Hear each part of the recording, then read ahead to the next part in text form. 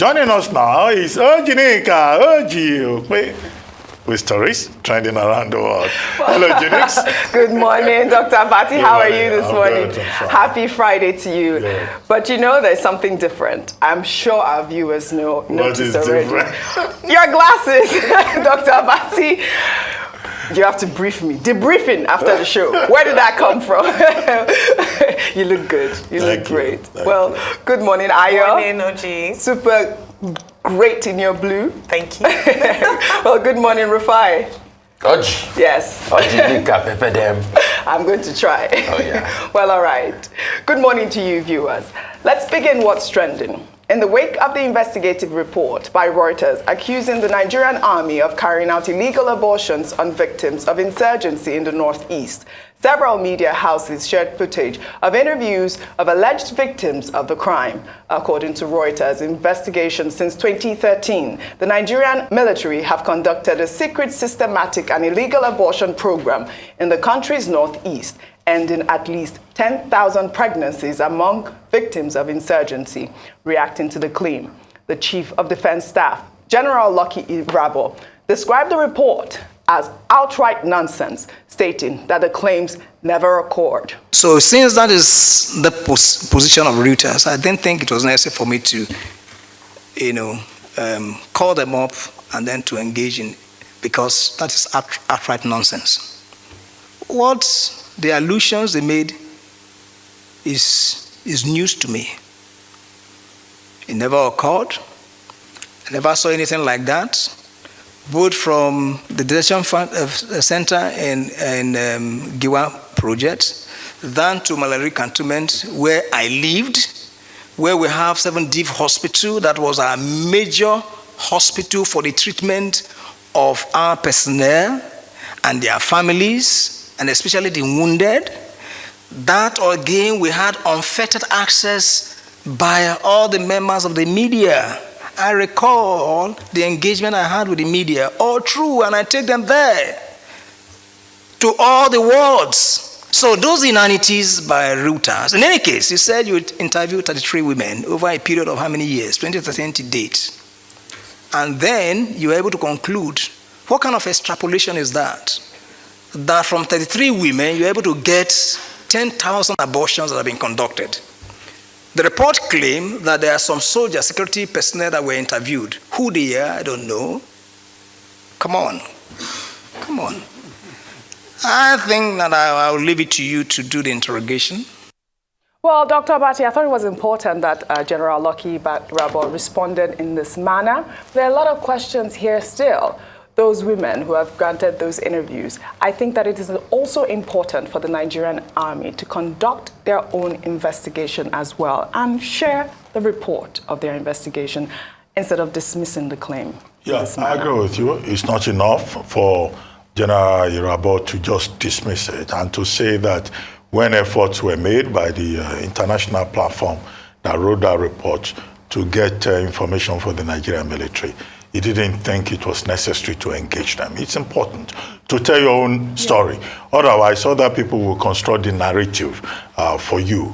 Now, Betty is right in one regard, that the Armed Forces Act, in terms of the definition of the duties of the Nigerian military, and Section 217 of the 1999 Constitution, in terms of defining the role and responsibilities of the Nigerian military, does not include family planning or population control. So if indeed it is true, or if it is alleged that the military have been engaging in forcible abortion, that it is clearly outside the mandate of the Nigerian military. And I think that he was talking from the point of view of the professionalism of the military. But what do the facts say?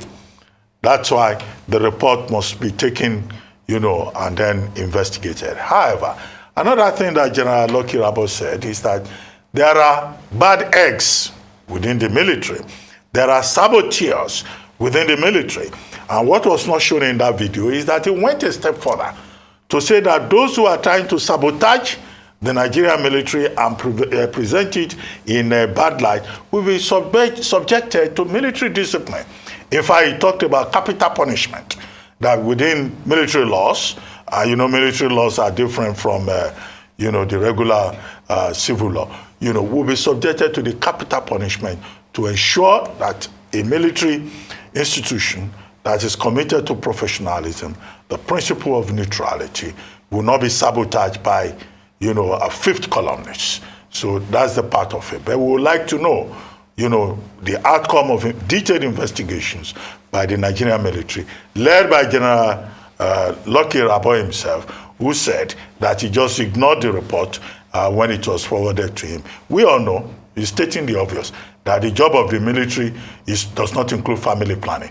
And if some people have been engaging in family planning and obstetrics and gynecological services within the military, and they are not part of the Nigerian Military Medical Corps, and they are doing so in an illegal manner, then of course questions must be raised. Well said, Dr. Abati. Well, still on the Nigerian military, in another development, a soldier, Lance Corporal Philomena Nnamoko, claims that the Nigerian Army subjected her to maltreatment after she requested to be disengaged from service due to a health condition.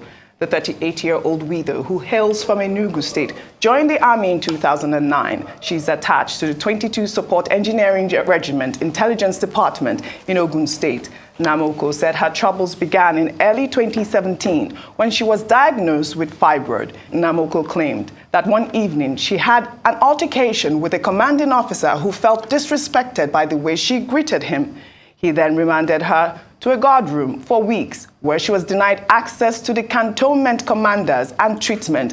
Even after she was released, she was refused access to the hospital.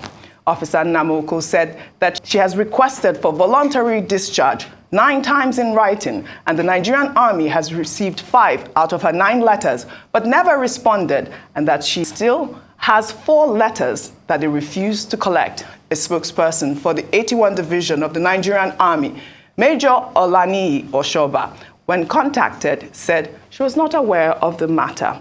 I'm coming over to you on this story. All right, so it's horrible. Because the Nigerian Army is yet to respond in the manner that we would like. Absolutely. Just jumping on the previous story and the military not responding in the way that I would like, and saying that, well, when this came out, I wasn't aware.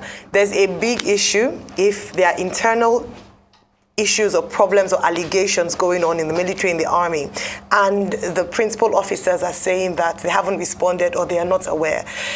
Ignorance is not a good enough response for such an allegation like this. It's an allegation, it's discriminatory, it's based on how women, gender bias in the military, in the army, how this is handled. And I think for Nigerians, it is important, beyond saying that I'm not aware, our first response must always be, we've gotten the response, we will investigate, and then produce the findings from your investigation, and if found guilty, let there be a punishment for erring officers. It's not enough. Sometimes you begin to wonder what the alligator has to, or the person who's making the allegations has to lose, or what is in it for them. That's a very good question. Why would she come out and say that? I thought it was very important for me to highlight this story, for the Nigerian Army to come out with a statement, even recounting her report. There was a time she was saying that she was locked up in a guard room, Rufai, and she was bleeding for hours. This is quite sad, and I think the Army needs to come out straight and really make us understand what are some of its professional reporting lines, because we don't get this. It is one too many. At first, there were allegations as regards forceful abortion. The Army chief came out to say, yeah, we dismiss it. That when the inquiry was even made in the first place, I felt it was not something. I mean, these are serious matters. Reuters brought out its own very, very well detailed report on Okpe. 33 women were interviewed. And in fact, Reuters quoted a response of somebody from the military as regards this. So it is time for the military to look internally at its reporting lines and ensure that it is done properly for fairness. And this woman's case, it's another sad one. And the shocking thing, is that we've had one too many cases like this across paramilitary. You remember the police officer woman that got pregnant? You remember that case? That's some sort of precedent, though, even So though it still that hasn't... sets some form of precedent, Yeah. and this is happening over and over and over again. See, we cannot have a paramilitary force. I'm not saying that we should absolve our paramilitary force of discipline, but we cannot have a paramilitary force that dehumanizes its own people because of some superior line officer. No. There must be a holistic level of discipline across board. And how can that discipline come? When matters like this come out, it should be investigated across board. And the military should use its internal mechanism to be able to nip all of this in the bud. Okay. Dr. Bati. Well, the military talk about what they call the rules of engagement, which was one of the things that General Irabor was referring to. And all of that will include professionalism. But there are also rules of disengagement. The rules of disengagement include the fact that you can't desert the military. Yes. So if you desert, as you have seen in some cases, then you could be court-martialed. But persons are also allowed to voluntarily say, I don't want to be a soldier again, either on health grounds or other grounds. In 2021, we had over 300 persons disengaging from the Nigerian military. They were allowed to do so, including one person who said he wanted to go and become a traditional ruler, that he was tired of defending the sovereignty of Nigeria. He was allowed to go. So if this lady, Nnamoko, you see her name, it says, you know, on her grounds, she has fibroid. Yeah. She doesn't want to be a soldier again. It will be very strange that they will say on her grounds she cannot leave, which is the right that had been granted other people previously. Secondly, what we deal with is workplace discrimination. And that's where the gender perspective comes in. Who is that superior commander who is saying you cannot go? Well, you didn't greet me in the and that you must be in the military by force. So I think this is another assignment for General Irabor. Right. You should cause this to be investigated and look into it. If the lady says she doesn't want to be a soldier again, they should allow her to go and attend to her health. Right. Simple matter. Absolutely. Straightforward matter. Well said, Dr. Abati. We'll take another story. The presidential candidate of the Labour Party, Peter Obi, and the governor of Anambra State, Professor Charles Chukwuma Soludo, yesterday met and embraced during a Catholic mass to mark the 90th birthday of Francis Cardinal Arinze in Onitsha. The meeting was the second one since Soludo openly attacked Obi 4 weeks ago in a letter titled "History Beckons, and I Will Not Keep Quiet." In the letter, Soludo declared that Obi does not have the capacity and clout to win next year's presidential election, claiming that the facts on ground showed that the contest will be a two-horse race. Well, the two men were seen at the Cardinal's birthday, hugging each other warmly to the admiration of many who probably assumed they were sworn enemies following the social media uproar that followed their earlier exchange. I mean, I really liked this story, Rufai. I thought, you know, when I saw it, the first thing I thought about was, do not die in politicians' war. No, but I think we have said it from Yes. the opening time, and anybody that decides to die in the war of politicians probably doesn't have a real reason, you know, to understand perspectives that politicians will always align when their interests align, and they'll do otherwise when it doesn't align. It's as simple as that. Governor Soludo, and in fact, Peter Obi has said that Governor Soludo is his brother. All right? And when he had a chance to make a speech on what transpired between both of them, he said he wants to put it behind him. And Governor Soludo too has done the same. Because don't forget, Dr. Soludo wrote an article and entitled it Part 1. Obviously, he's not writing the Part 2 any longer, and they've moved off that. And this is the second time they're going to hug each other. So I don't know why we're, you know, thinking that. Did you think that Governor Soludo was going to see Peter Obi and they're going to roll out was a lot, though. No, you would never expect it. The truth is, Oji, it is still their supporters that go on and stoke tension. They probably have moved on and talked about this and laughed over it and ironed out their differences. Right. So it's incumbent on you not to die in their war, because look at the politicians. They are in the higher class. I like that. They will not be the one caught up in fuel scarcity. They've got aides that buy fuel for them. They've got everything working for them in their lives. They are not part of the Nigerian poor. It is you that will be poor, that your poverty will continue after the checked money politicians have given you to abuse their opponents, which they will drink tea and coffee with the next minute. Right, so wisen up and ask yourself, what is in it for me? How can this government benefit me? Interrogate their ideas and their policies, and let's talk about the issues in this election, which is about over 133 million Nigerians that are poor. All right. These guys will move on. They are fine. Look at it. We shall take our final story. The All Progressives Congress presidential candidate, Bola Ahmed Tinubu's Chatham House meeting in the United Kingdom continues to generate mixed reactions from a cross-section of Nigerians, while popular skit maker Adebowale Adedayo, who goes by the stage name Mr Macaroni in his latest skit, decided to deploy the presidential candidate's method of delegating questions to subordinates or allies while granting an interview. Let's take a look. Okay. How can you, sir, take care of the economic situation? You said you have read my resume. Yes, I have. If you have gone through it, then there's no need for this tete-a-tete. Because you know what I'm capable of. All you have to do is just give me the job and let's get things moving. I don't need this. We don't need it. I understand, sir. Yes. But I want to get your idea. I've been there and I've done that. But to give you the main juice, I will tell you why they call me Daniel. Shadrach! Sir! How are you? I'm fine, sir.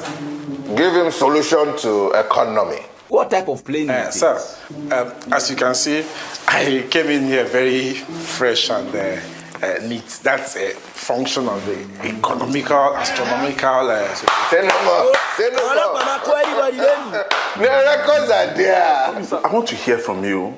How do you want to handle the current insecurity in this organization? From you. Okay, from me myself? Yes, please. Let me explain something to you. Anything you are hearing from anybody around me is from me. It's here. It's somewhere here. But they will just come and access it. They access the information and they give it to you. It's as simple as that. That's why I say it's humility for me. You don't have future here. So on insecurity, you can never make Meshach! Give him solution on security. Sir, from our past records, you can see, even I'm wearing the black suits, and we are ready for security. So do you know that you're going to become the leader of this organization? Yes. What if these ones fail? Who is going to then take up the responsibility of their failure? Will you? I will tell you why I'm ready for this job. Abednego!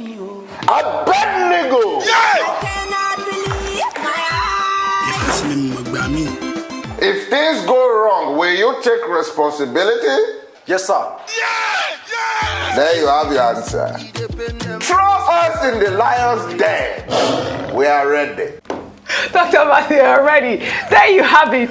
For me, it was the Shadrach, Meshach, and Abednego. I mean, how did he just Straight come from up the with Bible. that? Really? The people Oh who my are God. familiar with the Bible understand Yes. that reference. But this is what is called teamship. Yes, teamship. Teamship, where it's a valid English word. Yes, it so is. that's not the problem. But the problem, is the parody, the satire that, Adedayo, right? That's his Yes. name.